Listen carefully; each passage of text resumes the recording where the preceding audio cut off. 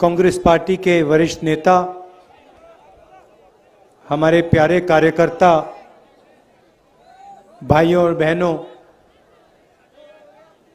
Press के हमारे मित्रों, आप सबका यहाँ बहुत बहुत स्वागत।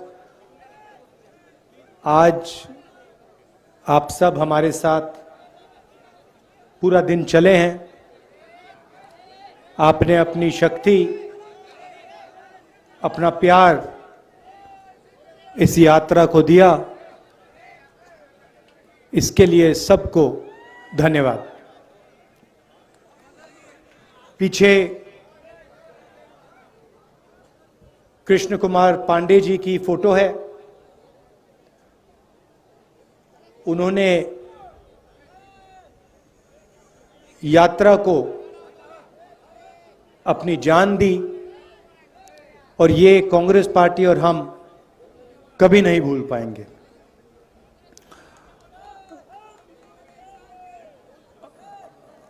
हमने सोचा था कि हमारे जो यात्री हैं सब के सब अंत तक पहुंचेंगे, मगर दुख की बात है कि हमारे एक प्यारे साथी हमारे साथ श्रीनगर तक नहीं पहुंच पाएंगे, मगर जो उनकी सोच है वो हमारे साथ चलेगी और वो श्रीनगर तक पहुंचेगी। आपको याद होगा कुछ साल पहले इसी दिन नरेंद्र मोदी जी ने नोटबंदी की थी। 8 बजे रात को, मतलब अभी 7 बज रहे हैं, इसके 1 घंटे बाद नरेंद्र मोदी जी टीवी पे आए और उन्होंने कहा कि मैं 500 रुपए और 1000 रुपए के नोट को रद्द करने जा रहा हूं और काले धन के खिलाफ मैं लड़ाई लड़ रहा हूं। सच्चाई ये थी कि नोटबंदी काले धन को मिटाने के लिए नहीं की गई। नोटबंदी जो हमारे छोटे व्यापारी हैं, स्मॉल और मीडियम बिजनेस चलाने वाले लोग हैं, जो हमारे किसान हैं, उन पर आक्रमण था और उसका नतीजा आज तक हिंदुस्तान के हर गरीब को दिख रहा है।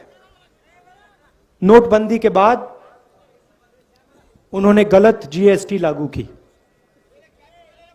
और इन 2 पॉलिसीज ने, जो हिंदुस्तान की रीढ़ की हड्डी है, जो इस देश को रोजगार दिलवाती है, किसान, छोटे बिजनेस वाले, छोटे दुकानदार, इन सब को नष्ट कर दिया, खत्म कर दिया।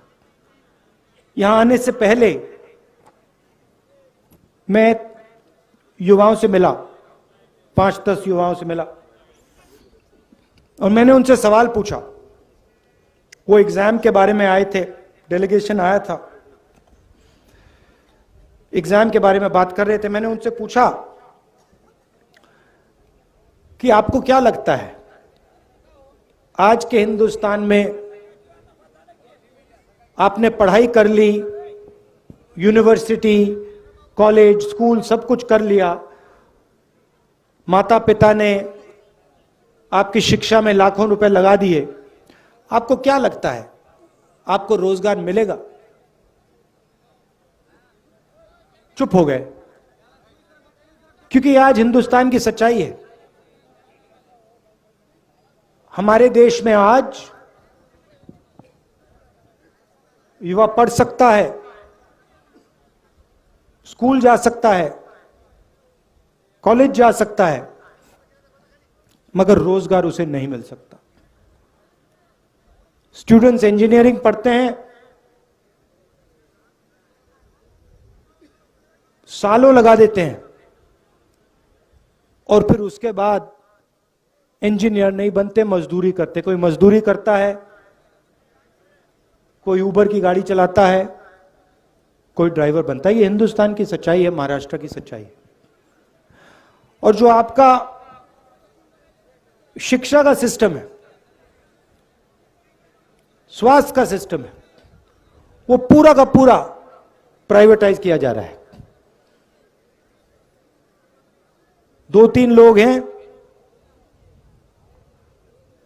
इनके हवाले नरेंद्र मोदी जी और आपकी यहां की सरकार पूरा का पूरा ढांचा इनके हवाले कर रही है। मैंने उनसे पूछा, लड़कों से पूछा कि भाई बताओ, बेरोजगारी के कारण बताओ। मुझे कहते हैं जो पब्लिक सेक्टर था, जिसमें हमारे जैसे लोगों को रोजगार मिलता था, थोड़ी सिक्योरिटी होती थी, उन्होंने कहा पूरा का पूरा पब्लिक सेक्टर प्राइवेटाइज किया जा रहा है, बंद किया जा रहा है। तो वो भी रास्ता बंद है। नोटबंदी ने, जीएसटी ने एक रास्ता बंद किया, प्राइवेटाइजेशन दूसरा रास्ता बंद कर रहा है। तो ये देश की हालत है। और इन पॉलिसियों का लक्ष्य हिंदुस्तान की गरीब जनता को डराने का है, किसान को डराने का, मजदूर को डराने का, युवा को डराने का। और बीजेपी और आरएसएस डर को फिर नफरत में बदल देते हैं। डर के बिना नफरत हो ही नहीं सकती। अगर डर नहीं है तो नफरत नहीं हो सकती। अगर डर है तो उसको नफरत में बहुत आसानी से बदला जा सकता है। यह हिंदुस्तान में हो रहा है और इससे देश का कोई फायदा नहीं होने वाला है। बेरोजगारी से, महंगाई से देश का कोई फायदा नहीं होगा। नफरत से देश का कोई फायदा नहीं होने वाला। और यह इस देश का इतिहास ही नहीं है। यह भाईचारे का देश है, एकता का देश है, इज्जत का देश है। इसीलिए हमने भारत जोड़ो यात्रा शुरू की। 3600 किलोमीटर की यात्रा है। तमिलनाडु में, कन्याकुमारी में शुरू किया। 60 दिन हो गए हैं। मैं आपको बता रहा हूं, ऐसा लग रहा है कि आज सुबह हमने शुरुआत की। अजीब सी बात है।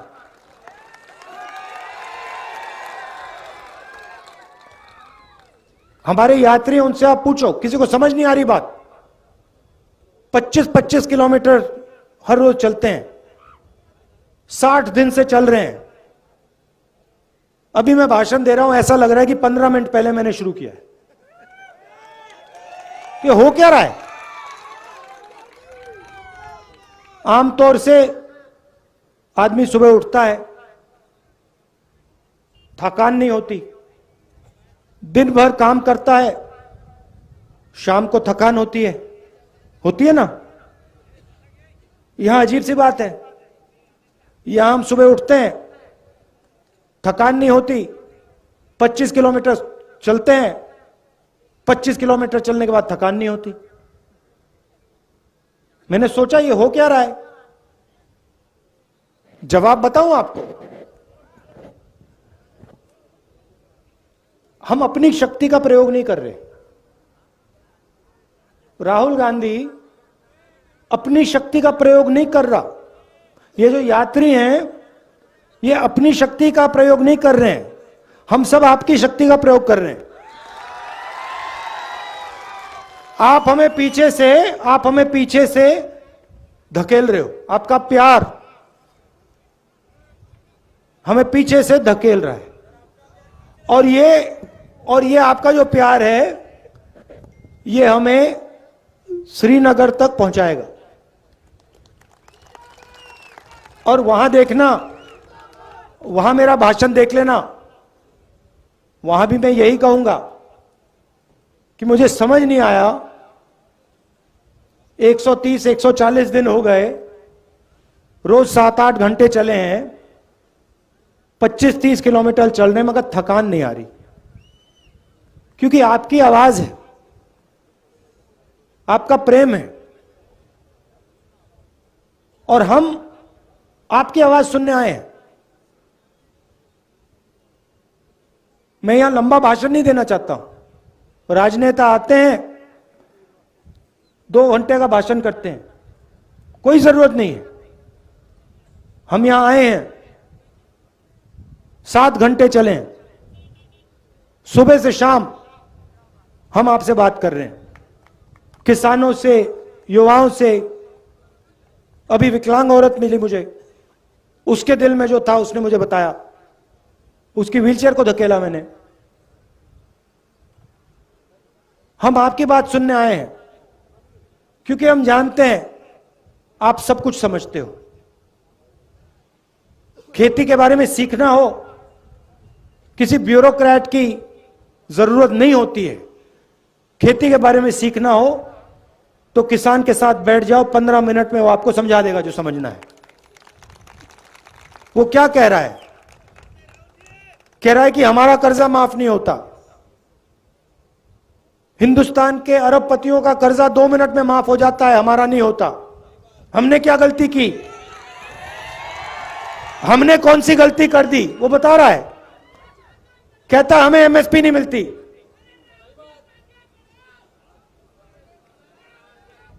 वो कह रहा है, आज मुझे बताया, एक किसान मिला, 20 मिनट मुझे उसने समझाया, जो नरेंद्र मोदी जी की जो बीमा योजना है इसके बारे में बताया। कहता है कि हम पैसा डालते हैं, सरकार पैसा डालती है और सीधा का सीधा पैसा हिंदुस्तान के 2-3 सबसे बड़े अरबपतियों के जेब में जाता है। हमारा खेत बर्बाद होता है, आंधी आती है, तूफान आता है, हमारा खेत बर्बाद हो जाता है, तो ना हमें इंश्योरेंस कंपनी का फोन नंबर मिलता है, ना ऑफिस मिलता है, ना पैसा मिलता है। तो अगर किसानों से बात की 15 मिनट में, 20 मिनट में, वो समझा देंगे क्या हो रहा है। छोटे दुकानदार से बात करो, वो बता देगा नरेंद्र मोदी जी ने काले धन के खिलाफ लड़ाई लड़ी या छोटे बिजनेस वालों की हत्या कर दी, खत्म कर दिया। वो बता देगा 2 मिनट में। युवाओं से पूछो, वो कहेगा, युवा कहेगा कि भैया मुझे रोजगार नहीं मिल सकता, कुछ भी हो जाए, मैं जानता हूं मैं इंजीनियर नहीं बन सकता। यह देश की सच्चाई है और इसको बदलना है।